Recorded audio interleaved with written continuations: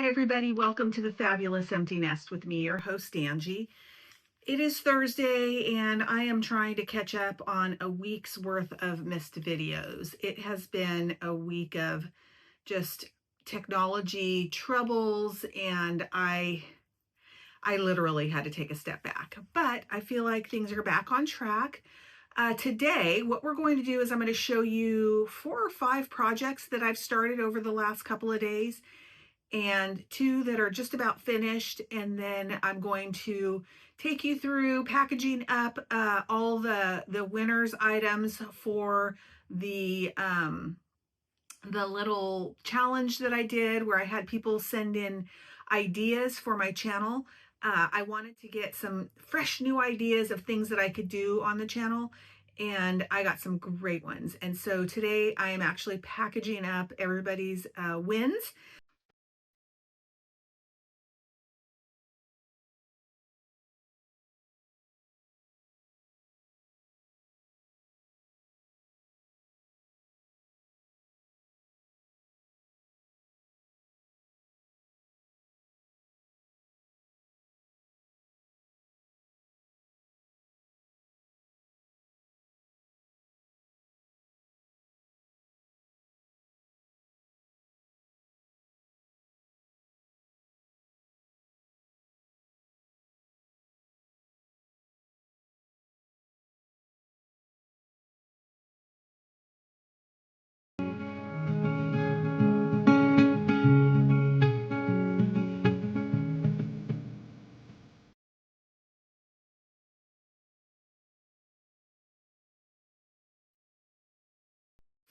So that is today, and I'm excited to kind of get back on track.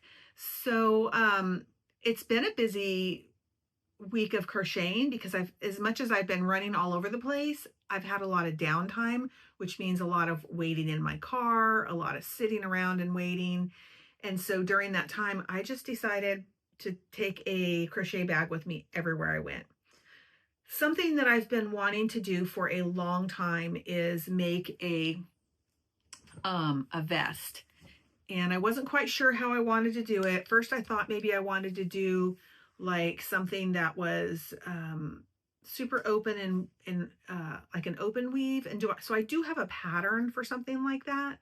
But I also wanted to do something that was in more of a granny square style. So originally, this was going to be a vest. But I don't like the way that the sleeves or the arm opening pokes out. So I'm actually going to turn this into a sweater. This is the back. It's got 3 panels, and then 1 panel in the front. It'll have a big shawl collar that will close up this front gap, and then a big wrap down, or not wrap down, a big fold over shawl collar. And I used the African flower square, and I'm not sure, probably the shawl part of the collar will be in this like taupe color, and then I'll find somewhere to throw a little bit more splash of the purple in there. So this I started this on Monday, and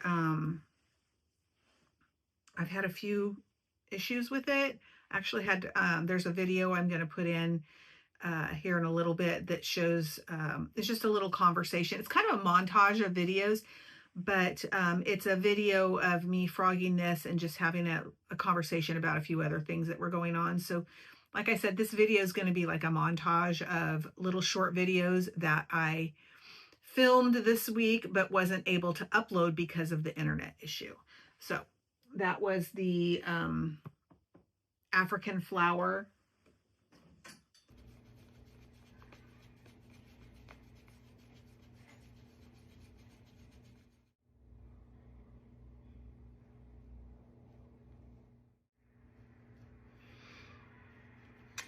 Hi everybody, welcome to the Fabulous Empty Nest with me, your host Angie. This is just a little one-off video. I've been kind of filming little bits and pieces of videos all week. As I said in my last one, I traveled all weekend and did a big training, and it is really exhausting. It's a lot.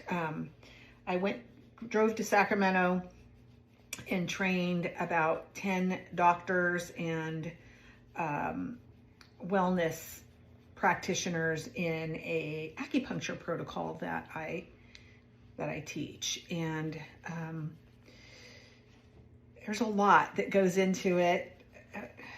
And it was very fun and very exciting. And it's always wonderful to meet doctors and nurses and medical staff who care so much about their clients. And that is absolutely what I ran into down there. It was quite astounding. So, you know, even though it was all wonderful, it's very hard on a person to stand for, you know, 8 hours and lecture and train and teach. And I'm really glad that I did it, because I did take a year off. Last March was when I got really sick, and that was when I was like, that's it. I'm taking a year off to rest and let my body, you know, build back up, because I was diagnosed with long COVID, whatever that is. I don't even know what that is. They just keep throwing that term around. But whatever it is, it's ugly, and it was terrible. And so I've just been taking it easy. But the beautiful thing is, this year that I've been taking it easy, you're probably going to hear cars and stuff, because I literally have all my windows open and my doors open to let in all the wonderful fresh air. It rained this morning and everything smells so fresh and good, and the temps are nice. It's got a little breeze going. So anyway, during this year off, it gave me the opportunity, one, to pay attention to the epiphany that I had about starting a channel. I'm so glad I did that. Even though I laughed at myself. I was like, what? You're gonna do what? And my kids laughed at me and my husband laughed at me, but I'm so glad I did it. And that I, you know, put down the paints and the pens for a little bit and picked up the hook. And I'm really glad I did that, because I hadn't crocheted in a while. And it was really when I got COVID last March that I started crocheting a lot again, because that was really all I had the energy to do. And so now it feels like that's all I want to do. I'm actually having to find some balance, because health-wise, it's not good for me to just sit and crochet. Like, I'm making myself get up and do like figure eights with my hips and different things while I'm crocheting, so that I'm not just sitting. And then I'm walking 2 miles a day, which is not really that much, but it's better than nothing, and doing some yoga and different things. So I'm frogging this whole thing. Well, not the whole thing. I'm just frogging it apart. You hear that? My very good friend Margie used to call that. She'd say, do you hear the laughter? Do you hear it? Do you hear that? Or the music. Do you hear the music? And it would be children laughing. I live across the street from a park, so it's always exciting. If it's not the children, it's somebody misbehaving over there. So it's always interesting. But anyway, I finished a really cute sweater today. I started it at 4 a.m. I got the pattern yesterday. It's from ShevelkinDesigns, and she does a lot of really cute kind of boho, grungy crochet stuff, which is totally my style. Like, it's so Humboldt Honey kind of style. And I saw this sweater that she had a pattern for, and I bought it. And then I couldn't find the pattern, so I emailed her, and she literally got right back to me. And I was like, yep, that's the kind of person I want to buy patterns from right there. So she won my heart over, and I am definitely going to be buying more patterns from her, because she, good customer service and well-written patterns with a video. I don't know if I've told you this before, but I used to be against the videos. I didn't like the videos. And now I love the videos. Any kind of video tutorial that goes with a pattern, that person is officially my best friend, because it just makes my life so much easier. Today, I spent a little bit of time watching Ginger from Yarn Geek, some of her old stuff. I watch her new stuff on a regular basis, but I watched a little bit of her old stuff because I'm just trying to kind of see before and after, because she is, just from the short time I've been watching her, she's doing some work. And then I watched, of course, I started my morning with Sarah from Crochet with Coffee, as I start every Wednesday morning and Monday and Friday. Yeah, I just have been keeping it simple today. I watched a couple of Mount Everest videos. I don't know why I'm so fascinated with Mount Everest. I wish I could go. I don't want to climb Mount Everest, but I sure would like to trek to base camp, because that's still really high in elevation, but I don't know if I could do it now. Right when I started talking to my daughter about doing it, she was going to turn 40 and I was going to be turning 60, that we would do it for those birthdays. And then a young girl was on climbing it with her father. She was 19 and she fell off the side of it. And I was like, you know, not that I'm in charge, because, you know, God's in charge, but I'm just not going to put myself or my daughter at risk like that. I could think of so many other fun things we could do that would be just as exciting, that isn't so risky. So Half Dome is not something we're going to do. This is going to be challenged to take apart, because I whip stitched it, and I whip stitched it in a weird way. So now I get to figure out how to take it apart. I've got my decaf here. So there's other things that we would like to do. So we'll figure it out. I've almost got my sock tutorial ready, but I'm having some concerns. And so I'm wanting to make sure that I do everything right. And so I'm taking my time with it, and I'm not gonna like rush it, to make sure that I'm doing everything 100% the right way, or at least in a way that I know that I'm doing the right thing. So it may be another week or so before it comes out. But I am going to do a tutorial on my sweater. One of the doctors that I trained last weekend asked, she's a crocheter, and she asked me to share a tutorial with her once I get it up, and it just inspired me to just go ahead and do it, because it's so easy. You know, with the sweaters that I make, you basically, as probably most of you know, all you have to do is make the squares and then put it together. For goodness sake, my youngest daughter, who's just learning to crochet, is already she made all the squares. They're the willow squares. And I said, well, what are you going to do with them? And I think they're in black too, which is so impressive to me, because I can't crochet with black.